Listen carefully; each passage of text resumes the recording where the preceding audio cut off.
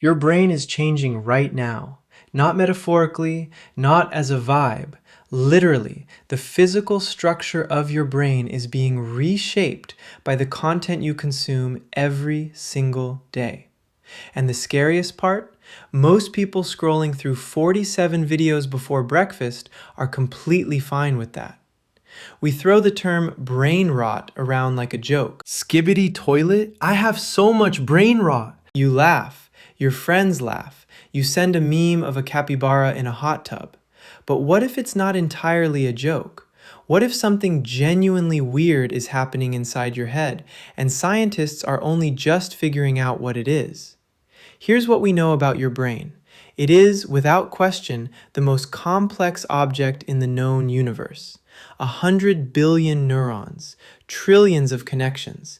It built the pyramids, wrote Beethoven's Ninth, invented the internet, and then used the internet to watch a raccoon fall off a bin at 2 a.m. It's a machine that learns. That's the key thing. Every time you do something repeatedly, your brain physically rewires itself to do it more efficiently.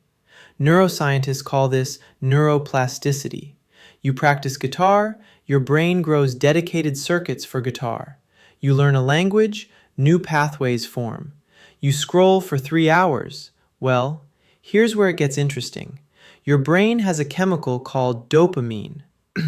You've heard of it. Everyone talks about it like it's the happy chemical, but that's not quite right. Dopamine isn't about pleasure, it's about anticipation. It fires when you expect a reward, not when you receive one. And that distinction, that's everything. Here's what the engineers at every major short-form platform figured out, and they knew exactly what they were doing. The most addictive thing you can do to a human brain is give it unpredictable rewards. Not consistent ones, unpredictable ones. A video that's boring, a video that's boring. Then, suddenly, one that makes you laugh so hard you almost choke. That pattern is called a variable reward loop. It's the same mechanism that makes slot machines work. And your feed? It runs on the exact same architecture. Every swipe is a pull of the lever.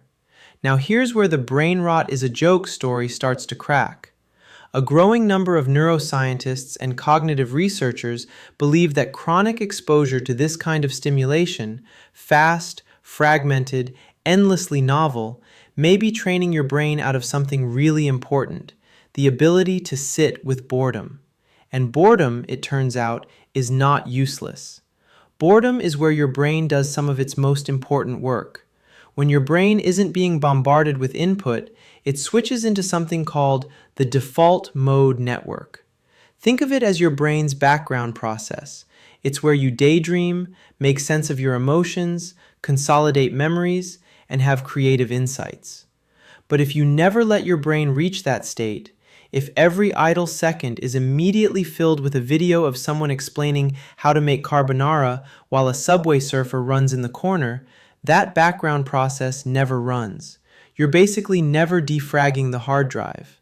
Now, and this is important, brain rot is not a medical diagnosis.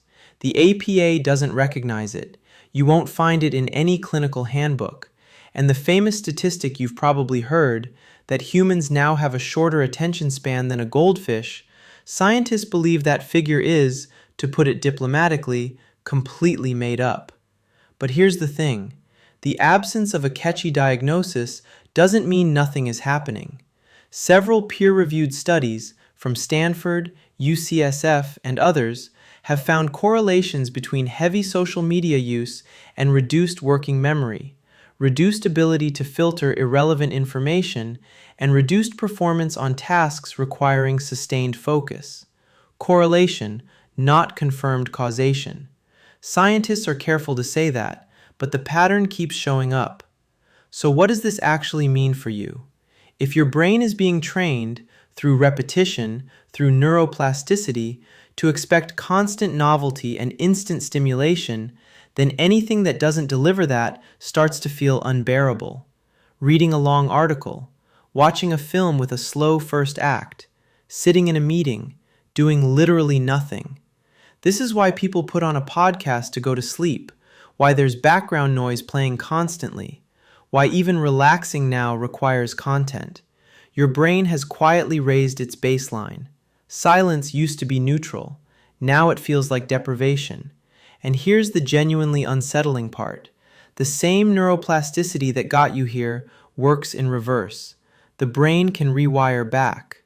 Studies on attention recovery suggest even short daily periods of deliberate boredom, no input, no stimulation, begin to restore baseline focus within weeks. The brain isn't broken, it's just been optimized for the wrong environment. So is brain rot real? Not as a medical condition, not as a diagnosis you'll ever receive from a doctor, but as a description of what happens when the most adaptable organ in the known universe is handed a slot machine and left alone with it for a decade? Yeah, something is happening. The strange part isn't that our brains are changing. They've always changed. Every technology we've ever invented, writing, print, television, rewired how we think. Scholars in ancient Greece complained that writing things down would ruin human memory. They weren't entirely wrong. The question was never whether our brains would adapt.